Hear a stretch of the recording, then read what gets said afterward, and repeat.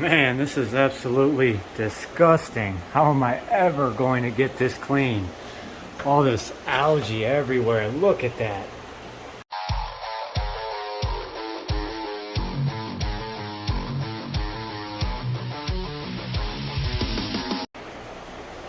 What's up, everyone? So, it's not always pretty when we get a new tank.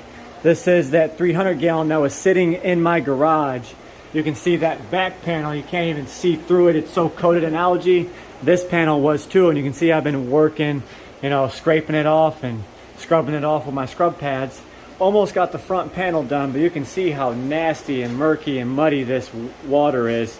It's absolutely disgusting in there. But you know what? We got this tank donated to do us. We just had to do a bit of cleaning. So I've been working on this for probably the last hour, just trying to clean this tank. But all in all, it will be worth it. This tank is 6 foot long, 32 wide, and 30 inches tall. It is exactly a 300 gallon.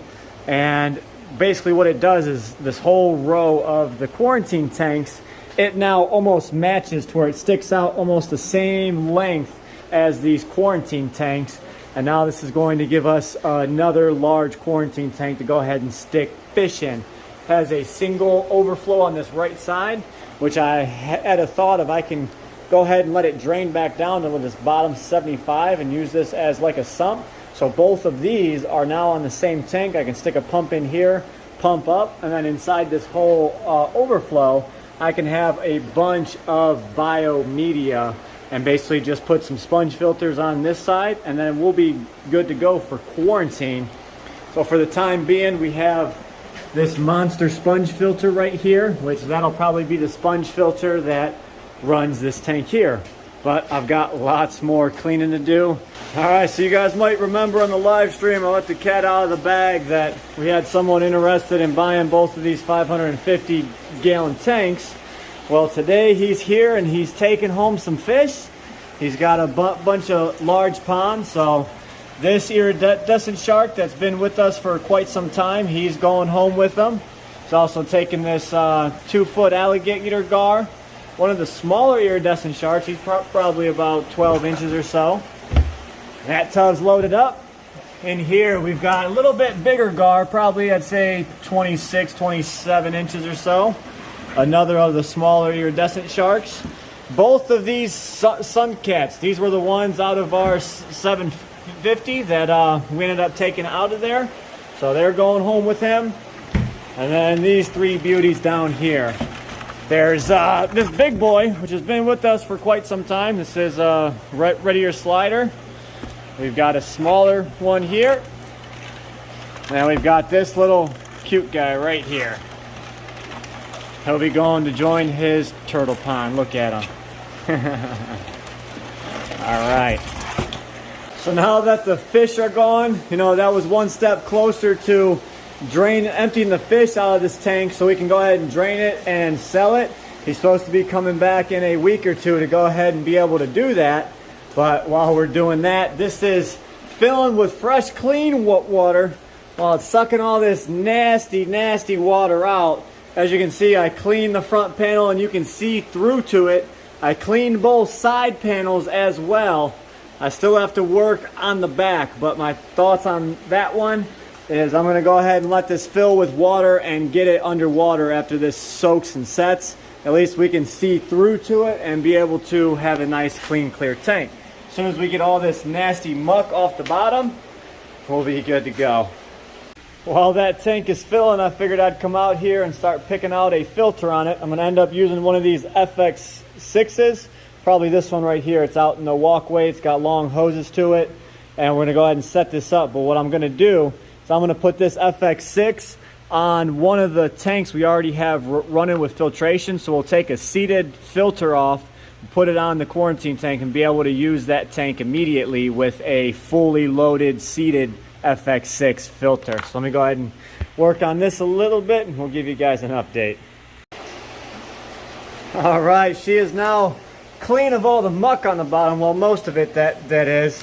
You can see that, the window is a lot cleaner. I've still got a few spots I got to hit near the bottom where I couldn't see through the murky water, but now that it's clear, I'm gonna go ahead and start filling this back up. Finish cleaning up the glass. I've got this FX6 here. I got to get it situated underneath, figure out a spot for it to plug in, and then get all the lines ran. So this brings me to something that I wanted to talk about. You know, some people always ask why we have so many FX5s for a 550 gallon tank. Well, you know, there's 9 of them on here, but this gives me the availability. I could take 1 or 2 or 3 or even 4 off of this tank, and this tank's still going to be able to be filtered, and I can have easily seated FX5s ready to go for new tanks that come in. So I'm not waiting, you know, a couple weeks for this tank to cycle and everything to get, you know, seated. Now I have an FX5 that is fully seated. All I have to do is plug her in once I'm done placing these pipes, and she will start filtering this water. So this tank will be up and going in no time. I've got more cleanup to do, but she is almost full now. Got a bunch of gravel to get off on the bottom. Once it's full and cycling through a bit, I'm gonna go ahead and siphon all of this rut out, and we'll clean up the front glass because there's just dirt all over it still. We're gonna make this tank look a lot prettier so we can add it on to our quarantine system. Tank is now full. Well, full as I'm gonna put it for now. I still gotta hook up the overflow, which we'll talk about that in just a minute, but I got the FX5 on. It's now pumping, clearing up the water. You can still see there's a bunch of particulates in the water. As soon as this runs for a bit, I'll siphon all this stuff out on the bottom. But with this overflow, I want to basically take the 2-inch line from here, put it over into this bottom set 75, and then a pump down here pumping up to this 300. So these two can be on the same water, and then I can fill this overflow up with nothing but bio balls, and that'll basically be a lot of the bio for these 2 tanks, to where we'll just have the sponges in here for mechanical filtration, as well as this FX5, I'm sorry. But I'm now gonna get in here with the net and get all this gravel out. So then once it settles, I can come back and suck out all the dirt and call her a day. You guys can see we got all the gravel off the bottom of the tank. The dirt's now sucked up. So the water is semi-clearish. It's still got a little bit of dirt in the water, but the FX6 will take care of that problem. We've got the tank filling from the Bellagio, so I'm gonna fill it up the rest of the way just to the bottom of the baffles. And we can honestly put fish in here if we so need to, but this opens up our quarantine rack. You can look down the face of this tank and they are almost all in line. Now, the way we designed this and wanted this row to be, there is actually over 4 foot right here. So we shouldn't have to move any of these tanks. We should be able to get this tank out because it is 4 foot wide. We left it open, so in case we ever needed to take this tank out, the 1,000 out, any of these tanks out, we would have enough room to come down this aisle, turn out, and go out them doors. Now, the only thing with these doors, I would have to take this left door off of the hinge, and then this right one can just open, because this one honestly hits the Bellagio tank there. So that's not too much of an issue. It's 3 pins, that door comes off, but we should have enough room to get them tanks out if that guy ends up coming to actually get these tanks. So that's what we're planning on, but I'm not going to empty these tanks until, you know, the day of. He says he's on his way, he's here. Then I'll empty this tank and we'll have that waiting for him, ready to go out. And while we're loading this tank, then I can move my stingrays and everything else out of this tank. So none of the filtration's going with it. It's just the tanks and the stands. So I'm gonna have to figure out spots for the rest of my rays, the Pima, the Tigrinas, the Paraiba, which I got that 580 that's open right now. Should be easy enough to place these guys. Got a bunch of space and tanks that aren't being used. But you guys can see that little flap above his eye that kind of looked like the fat cells is going down, is going away, but the rest of it turned green. So it looks much better now. This arapaima is sticking on so much weight, it's ridiculous. We do have to do the cleaning on this window. We have a big problem with biofilm, and the only way to get rid of that is scrubbing the glass. So we are due for some tank maintenance around here, scrubbing all the windows, but we've been so busy doing all sorts of stuff that we haven't had time to take a day off and actually clean the windows. We got rid of a bunch of fish out of here on Wednesday. There should be a couple more of these gone, if not all of them. So this tank should be pretty much empty and ready to go for next weekend, or possibly the weekend after, whatever he decides.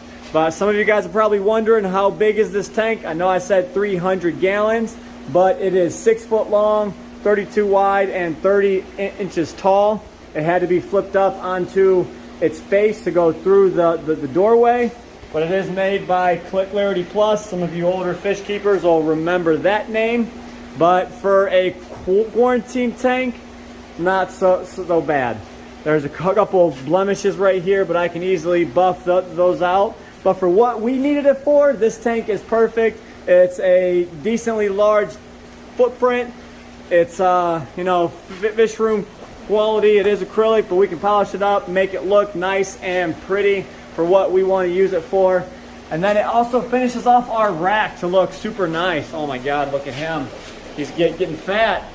So we will still want to cover up this bottom stand. So the rest of these are painted black. So it can be as easy as just taking some spray paint, taping off the bottom of this tank, spray painting the stand black so it blends with the rest of these wood stands, or take something and just cover the whole face of this, and it would make that look a lot nicer and neater through here. So next weekend, besides those two tanks leaving, we have some more surprises in tune for you, and we can't wait to share them adventures with you guys. So I hope you enjoyed today's video. I know we're excited about our new quarantine tank.